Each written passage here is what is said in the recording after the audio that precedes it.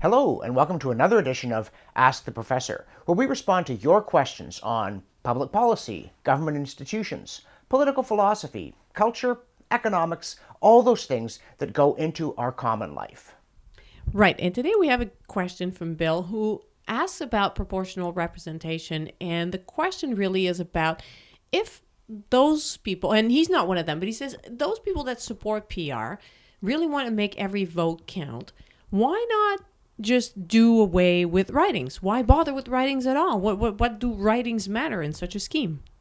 Yeah, and he came up with the example, which I think is a good one. Since we have about 25 million eligible voters in Canada, if we wanted to have 338 members of our national legislature, why not just say anybody could solicit votes, and anybody who gets 75,000 votes nationwide becomes a member of Parliament? Now, if you try and do it that way, you could see an immediate practical problem that part of the dream of PR is that every vote should count. But what about people who vote for people who don't get 75,000 votes? They're going to be out of luck. And what are you going to do with people who get 100,000 votes? How do you parcel out the remaining 22,000? Do we do these ranked ballots? Once you get to your election quota, your 75, the rest of your votes go to the second choices. And if you do that, how do you decide whose votes count for your first 75 and whose are in the surplus? Because if they don't all have the same second choice or third choice, it could dramatically affect the outcome of elections. But of course, the way that pure PR works, you solve all these problems by having you vote not for individuals, but for parties. And however many votes the party gets nationwide, that's how many legislators it gets. And on the face of it, that's not a completely absurd system. That way, virtually every vote counts. I mean, you might have a few hundred votes that didn't quite get to the next percentage point or however you're working it. But effectively, every ballot cast would increase the total of a party, and that party would get MPs in proportion to its share of the vote. But where would those MPs be from? Well, they wouldn't be from anywhere. And indeed, that's But they part have of the to point. live somewhere. Well, they could live anywhere they like as, members of a board of directors. If you have a golf club, you don't necessarily have the people who run the place having to be apportioned regionally by where they live in the city where the golf course is located. So this brings us to the fundamental question, why have constituencies? And the answer is because legislatures are meant to protect citizens' rights from everything from arbitrary imprisonment to having their pocket picked by the state. And the reason that legislators represent specific geographic areas is because they are then tied to the people in that area. They're meant to look out for them. Once you start turning legislators into creatures of the executive, they cease to protect citizens and become part of the plot against them.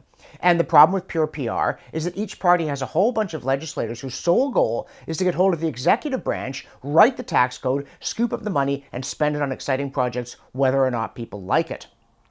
And because of this, because people sense, wait a minute, if all you have is party MPs, they're not my MP, they're the party's MP, they're the boss's MP, they're the prime minister's MP. They're the trained seals. I'm helpless. So they generally come up with these mixed systems where they say, okay, fine, we'll have people elected from ridings, but then to make things fair, we'll have the surplus votes go to the party, and parties will get the total number of seats that corresponds to their total share of the national vote. So you'll have some MPs who are from ridings and some who aren't.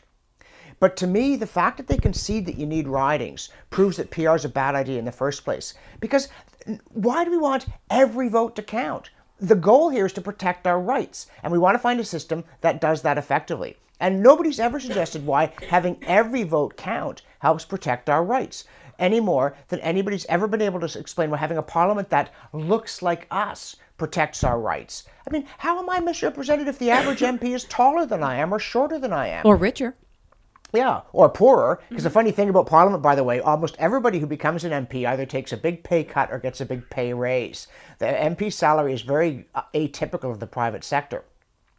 But fundamentally, the fact that it wouldn't be a good idea to have every MP elected at large proves that PR and STV and MMP and all this alphabet soup that nobody could understand what happened in the election even after it was over are a bad idea. The right way to do it, the simple way, when you have to have a vote and you don't have a formal set of rules, what do? Show of hands, majority wins. If nobody gets more than half the votes, whoever gets the most votes wins. That's the simple, logical, John Locke, state of nature way of having a vote, and it's still the best way of electing MPs who are from where you're from and who are looking out for you, not licking the boots of the boss. All right, then. I guess that solves it. right? That's the end of that debate. You hear me, Andrew So, Coyne? right, exactly. Well, thanks for that, folks. If you want to play along, the URL that will explain to you how to ask your question of the professor is on your screen. So go and visit that and you'll know how to do it. Thanks, and see you next time.